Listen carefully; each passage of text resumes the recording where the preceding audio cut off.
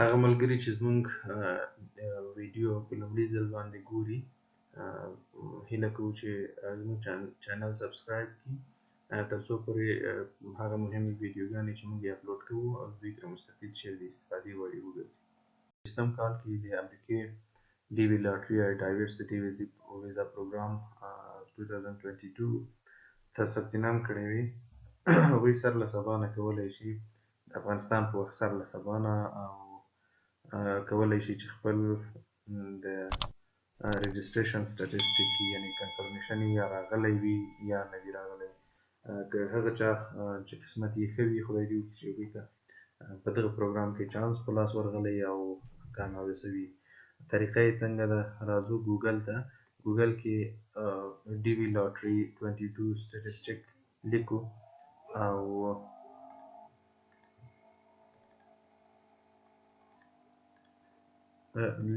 او سرچ کوئ. مختلف پیجونه دي چې له هغې نه موږ کولی شو همدا لینک تقریبا ټول یو شی ده. دلته لینک ته وګورئ هماغه پروګرام ته ځي خو دا په ترتیب باندې دغه یې ډایرکټ لینک ده او دا یې ډایرکټ لینک ده. نور هم همداسې خو ما دغه هم خلاص کړی ده. دلته به راشئ په دې کې بیا دې چې هم ورتللی شئ. دا ده الکترونیک ډایورسټي ویزا پروګرام یعنې دا په دغه وخت کې دوی ته رجسټریشن شوی د دغه تاریخونو ترمنځ هغه چا چې رجسټریشن کړی هغوی کولی شي خپل سټیټس د امریکې په وخت د می له اووم تاریخ نه پس چک کړي. اوس زیاتره ملګري کې چک کوي دا به دوی ته کنفرمیشن نمبر به غلط ښیي ځکه په سیسټم کې تر اوسه پورې لا 2022 ډیټا اپډیټ شوې نه ده او هغه زړه ډیټا کې پرته ده یعنې 2021 کال ډیټا کې پرته ده. نو که تاسو یې چک کوئ تاسو وایي چې ستاسو کنفرمیشن نمبر غلط ده. د دې لپاره چې تاسو یې څنګه چک کوئ په دې باندې رایټ کلیک کوئ یا ډایرکټ کلیک کوئ. هر یوه طریقه چې تاسو ته اسانه وي دلته به راسي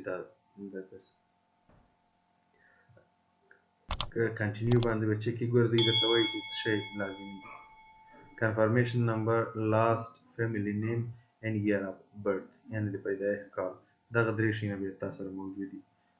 زه په دې کنټینیو باندې کلیک کوم. اوس اول ما نه دا غواړي هغه ملګرو چې ثبت نام یې کړی و په هغه وخت کې دوی ته یو ایمیل راغلی و خدای دې وکړي چې ټولو هغه ساتلي له ځان سره یا یې پرنټ کړي. ما په ایم اس ورډ کې ځان سره ساتلی دي کاپي کړی مې د هغه ایمیل همغه سکرین یا ایمیل ته تاسو ته دا انفارمیشن معمول راغلی دي.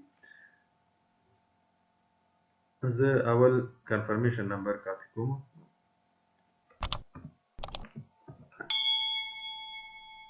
لازم پیسټ کوم. تر اوسه به دا ماته غلط ښیي او بیا راځم خپل نوم کاپي کوم. هر څه چې تاسو نوم وي بیا د پیدایښت کال دا درې واړه لازمي معلومات دي باید تاسو سره موجود وي. دغه کوډ دلته انزرټ کړئ.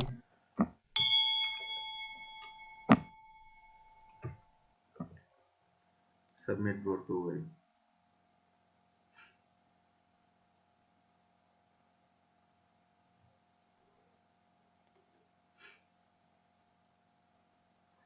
یو څه وخت به انتظار وکړئ چې اوس دا معلومات تاسې ګوري په ډیټابیس کې.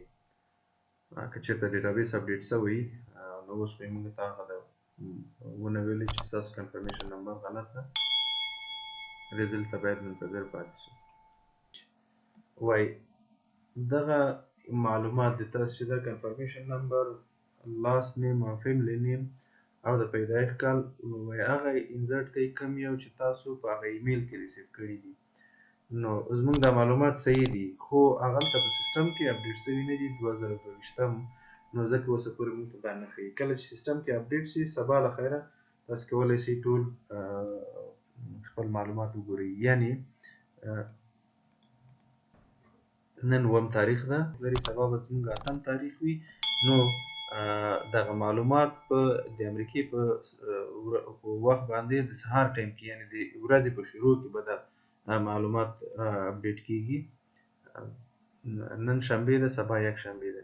نو ان شاء الله چې دا معلومات به په 8 تاریخ کې نفس یې د شپې ډیر ناوخته دا اپډیټ کیږي د افغانستان په وخت.